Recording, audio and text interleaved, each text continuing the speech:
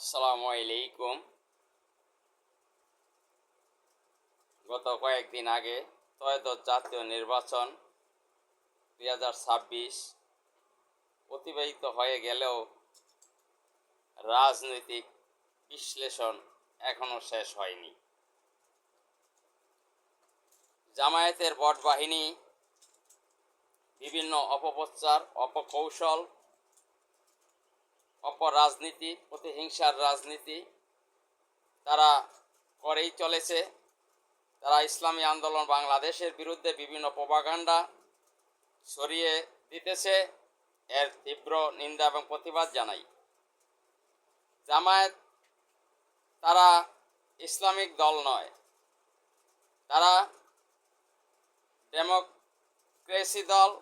এটা আমার কথা নয়, এটা জামায়াতের আব্দুল্লাহ মোহাম্মদ তাহেরের কথা।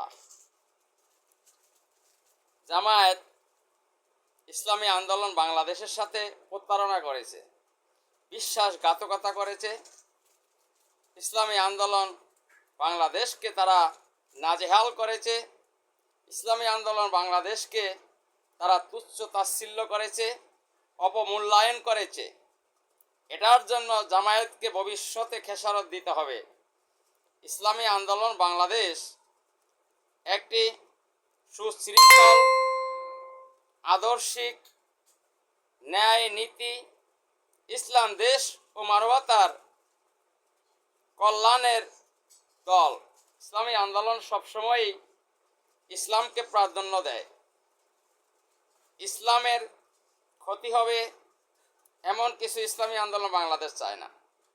কারণ ইসলামী আন্দোলন বাংলাদেশ এ দেশে প্রকৃত ইসলাম লালন করে, ধারণ করে এবং পালন করে। তারা এদেশে শরীয়ত, ইসলামের হুকুম আহকাম, ইসলামের রীতিনীতি, আল্লাহ রাসূলের নীতি এবং আদর্শ, কোরআন সুন্নাহর আইন দ্বারা বাংলাদেশ পরিচালিত করতে চায়।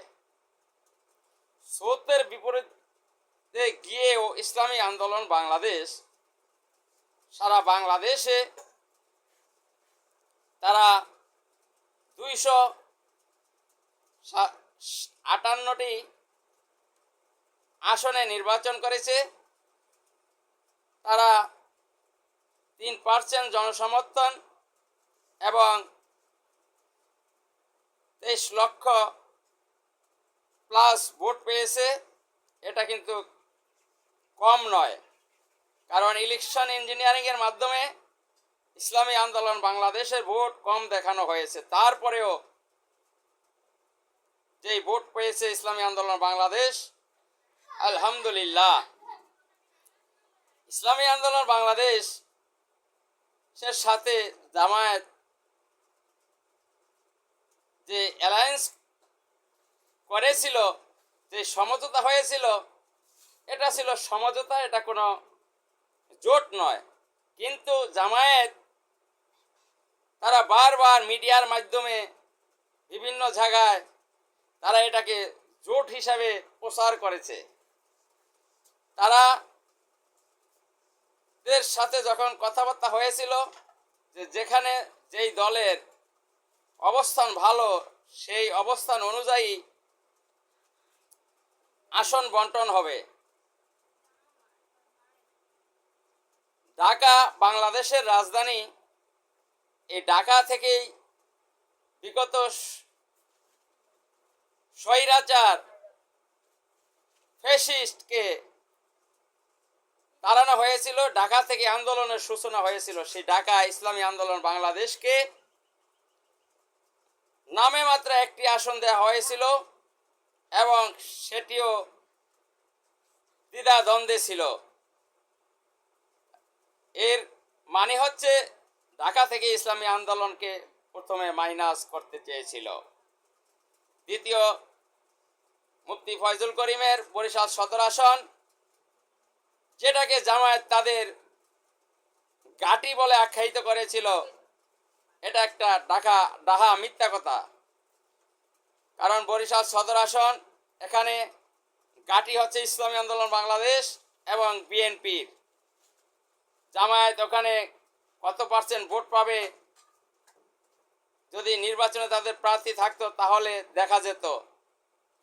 তাদের ওখানে ভোটের সংখ্যা কম, এই জন্যই তারা ওখান থেকে প্রার্থী পরবর্তীতে প্রত্যাহার করে নিয়েছে। এটা তাদের কৌশল। ইসলামী আন্দোলন বাংলাদেশ যাতে ওই আসনে জিততে না পারে, তারা পরিকল্পিতভাবেই এই কাজটি করেছে। তারপরে এনসিপিকে যখন নেওয়া হয়েছিল তখন কিন্তু তাদের উচিত ছিল 8 দলের সাথে বৈঠক করে তাদেরকে নেওয়া, সেটাও করেনি। পীর সাহেব চরমনাই বরিশাল থেকে ঢাকা এসেছিলেন আবদুল্লাহ মোহাম্মদ তাহেরের সাথে সাক্ষাৎ করতে। নমিনেশন পেপার আসন বন্টনের পরে সাবমিট করার জন্য আলোচনা হবে, কিন্তু আবদুল্লাহ মোহাম্মদ তাহের অসুস্থতার ভান করে পীর সাহেব হুজুরের সাথে সাক্ষাৎ করেননি। পীর সাহেব চরমনাই সৌজন্য সাক্ষাৎ করতে চেয়েছিলেন, সেটিও করেননি। তার পিএস বলেছে ডাক্তার তাকে নাকি নিষেধ করেছে, দেখা করা যাবে না। কিন্তু ওই দিনই এনসিপির সাথে জামায়াতের আসন বন্টন চূড়ান্ত হয়। এটি একটি বিশ্বাসঘাতকতা। জামায়াত আমেরিকা এবং ভারতের সাথে কম্প্রোমাইজ করেছে। ইসলামী আন্দোলন বাংলাদেশকে তারা মৌলবাদী এবং কট্টরপন্থী বলে আখ্যায়িত করেছে এবং ইসলামী আন্দোলন বাংলাদেশকে তারা তুচ্ছ তাচ্ছিল্য করেছে। তারা বলেছে ইসলামী আন্দোলন বাংলাদেশের নাকি 1% ভোট নেই। এটা জামায়াতের আমির ডক্টর মোহাম্মদ শফিকুর রহমান পীর সাহেব হুজুর এর সাথে ফেস টু ফেস আলোচনায় এই কথা বলেছেন। তারা আমার দেশ পত্রিকার মাধ্যমে বিভিন্ন জায়গায় এখন যে কথা হচ্ছে 143টি এ গ্রেড, মুফতি ফয়জুল করিম দামাক বারাকাতুম আলিয়া তিনি 143টি আসন এ গ্রেড মানে তিনি বুঝাইতে চেয়েছেন যে এই 143টা আসনে ইসলামী আন্দোলন বাংলাদেশের অবস্থান ভালো। এই আসনগুলোতে ইসলামী আন্দোলনের মজবুতি অবস্থান, এটাই বুঝিয়েছেন।